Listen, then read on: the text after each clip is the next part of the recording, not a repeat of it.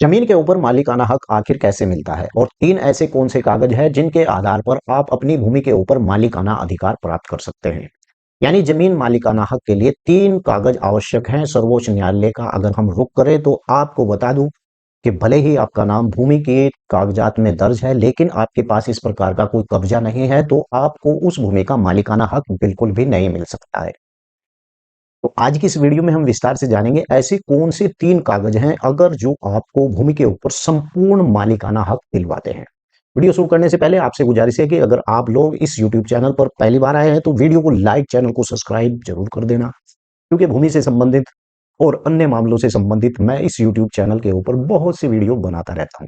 वैसे तो मैंने इस यूट्यूब चैनल के अंदर बहुत सी वीडियो डाल रखी हैं भूमि से संबंधित, और सब इस प्रकार का ज्ञान मैंने इस वीडियो के अंदर दे रखा है।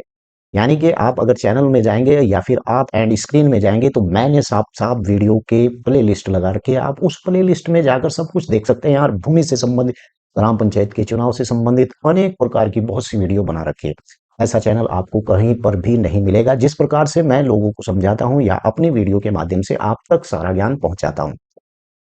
बात करते हैं कि ऐसे कौन से तीन कागज हैं जिनके आधार पर आपको भूमि के ऊपर मालिकाना हक भाई मिल सकता है। अगर ये कागज आपके पास नहीं है तो आप उस भूमि के ऊपर मालिकाना हक बिल्कुल भी नहीं जता सकते। यानी कानूनी रूप से जमीन का मालिक बनने के लिए किसी भी विवाद से बचने के लिए भौतिक कब्जा ये के साथ साथ यानी वैध कागजात होना आपके पास बहुत जरूरी होते हैं। समझने की बात है, अगर आपको नहीं मालूम है तो वीडियो को लास्ट में भी आप रिपीट करके देख सकते हैं, क्योंकि मैं पॉइंट टू पॉइंट आपको बात बताता हूं। यानी सर्वोच्च न्यायालय और विभिन्न उच्च न्यायालयों के लगातार यह माना है कि केवल कब्जा ही नहीं बल्कि राजस्व रिकॉर्ड में दर्ज कानूनी दस्तावेज मालिकाना हक और अंतिम प्रमाण ही होता है। अब ये कैसे कागज होते हैं? जमीन पर मालिकाना हक यानी टाइटल कब्जा और प्रोसेसिंग यानी साबित करने के लिए सबसे तीन महत्वपूर्ण कागज। अब मैं इस वीडियो को शुरू करता हूं, लेकिन उससे पहले आपसे गुजारिश है यार, लाइक जरूर कर दे, क्योंकि जब आप लाइक करेंगे तो वीडियो का रीच बढ़ेगा, और चैनल को सब्सक्राइब करेंगे, बेल आइकन की घंटी को दाबेंगे तो तभी तो ये वीडियो दूसरे के पास जाएगी। अगर आप अकेले लेकर इस वीडियो को बैठ गए और आपने खुद ज्ञान रखा, ये बातें सब लोगों को पता होना चाहिए, क्योंकि अगर आपकी ही कोई भूमि और उस पर कोई कब्जा कर रहा है तो ऐसे में वो भी सतर्क हो जाएगा, क्योंकि कब्जा या मालिक या मालिकाना हक किस प्रकार से प्राप्त होता है। चलिए मैं आपको विस्तार से बता देता हूं क्या कि ऐसे कौन से तीन कागज हैं जिनके आधार पर आपको मालिकाना हक मिल सकता है।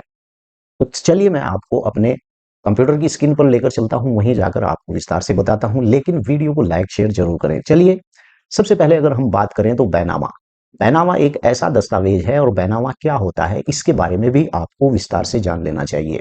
बैनामा विक्रय विलेख को कहते हैं और इसे इंग्लिश में सेल डीड भी कहा जाता है।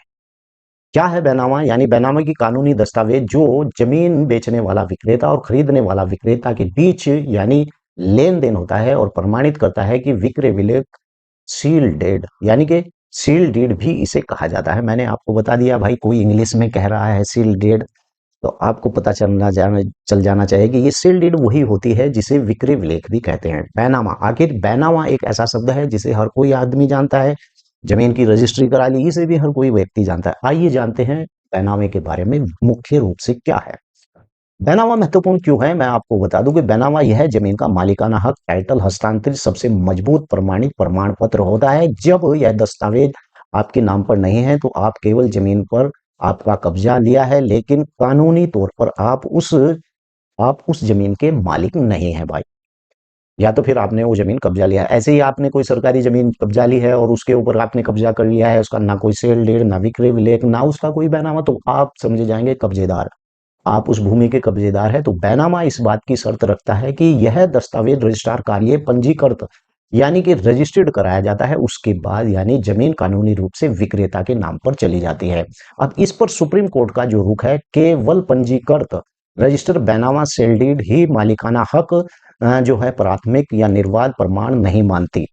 अब भाई हमारे पास तो बैनामा बैनामा है, खतौनी में आपका नाम दर्ज नहीं है, या फिर आप की जो मुटेशन है उसके अंदर भी आपका नाम दर्ज नहीं है, तो यहाँ पर सर्वोच्च न्यायालय कहता, सुप्रीम कोर्ट कहता है कि इस प्रकार से आपको भाई बिल्कुल भी अभी तक मालिकाना हक नहीं है, भले ही आपके नाम कोई बैनामा हो। सबसे पहले आपके पास बैनामा होना उस भूमि का जरूरी है।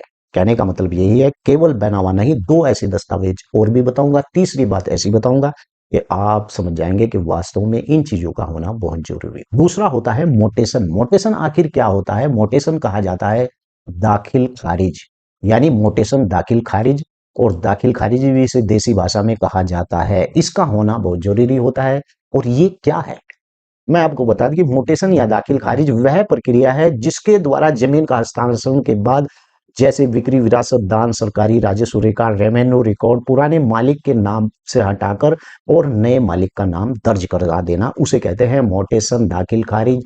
ये वही मोटेशन दाखिल खारिज। भाई आपने बैनामा तो जमीन का करा लिया, उसके बाद पर यह प्रक्रिया शुरू होती है मोटेशन दाखिल खारिज। इसका क्या महत्व है, चलिए मैं आपको दिखा देता हूं। महत्व यह है इसका कि इस बात का यह प्रमाण या जमीन के मालिक के रूप में आपको यानी सरकार के आधिकारिक रूप से मान्यता दी है, और यह प्रक्रिया तहसील या राजस्व कार्यालय में पूरी होती है। और मैं आपको बता दूं कि इस पर कोर्ट का रुख क्या है। इस पर सुप्रीम कोर्ट का रुख ये है कि फैसलों में कहा गया है, कई फैसलों में कहा गया है, अगर दाखिल खारिज नहीं है, कि म्यूटेशन या दाखिल खारिज केवल वित्तीय उद्देश्य यानी कि के लिए होता है, और जिससे लगान टैक्स वसूला, या हालांकि म्यूटेशन न होना किसी अन्य के नाम पर होना आपके मालिकाना हक को कमजोर कर सकता है, खासकर जब आपके पास केवल बैनामा हो और विवाद उत्पन्न हो जाए। यह वैध मालिक के लिए अनिवार्य है, तुरंत म्यूटेशन कराया जाना बहुत जरूरी है। भाई आपने बैनामा कराया लेकिन उसका म्यूटेशन बिल्कुल भी नहीं कराया, तो सुप्रीम कोर्ट इस पर कहता है कि अभी भी आपको मालिकाना हक नहीं मिला।